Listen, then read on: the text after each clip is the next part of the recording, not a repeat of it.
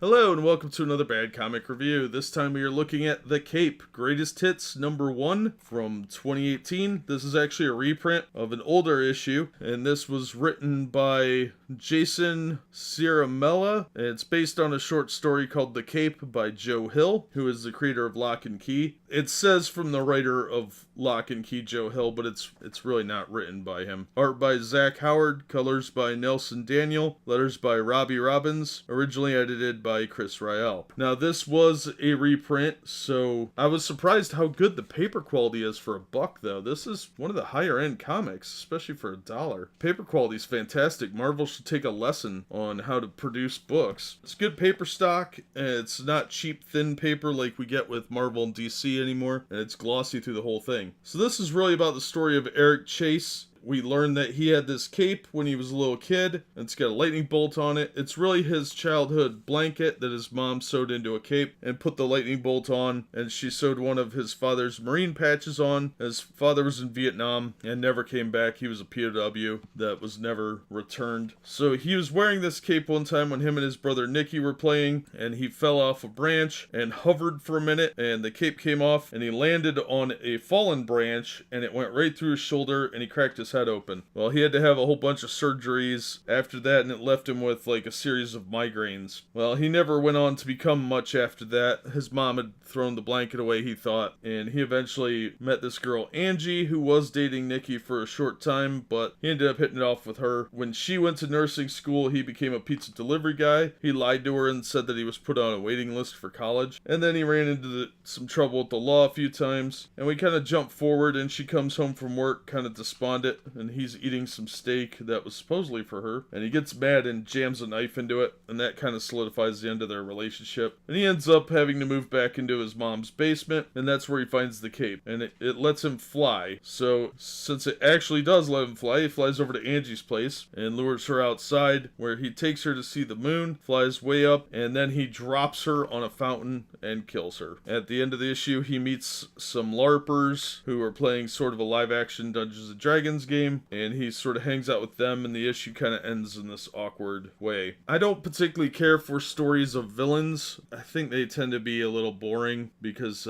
it's predictable what's going to happen, and they're usually over the top. And this one was pretty graphic with the girl's death. The art style isn't bad. It's not really my thing, but I can see why people like it. It's technically pretty well done, just not really my style. And for $1, if you like stories about villains and complete degenerate scumbags, you'll like this. But it wasn't my thing. I like superhero stories. I don't like supervillain stories. Not something I would personally recommend, but if you're into supervillain stories or stuff by like Garth Ennis, not quite that over the top, but or The Boys, if you remember that series, you'd probably like this. It was well done, just not my thing. So I would recommend it if you're into those kind of stories, but if you want a heroic tale or a tale of redemption, this is not your book. But for $1, it was a really good value. It's a thick issue. The paper quality is fantastic, like I said, and it's pretty well written. I had no issue with that. I thought it was all handled pretty well. There's a few time jumps that confused me a little bit at first, but once I figured it out, it was fine. And it establishes everything you need to know about the characters. Yeah, it was a good value for the money, just not my thing. So that's going to do it for this one. As always, thank you so much for listening and supporting the channel. If you like the video, hit the thumbs up and consider subscribing so you never miss a future review. And we hope to see you on the next one.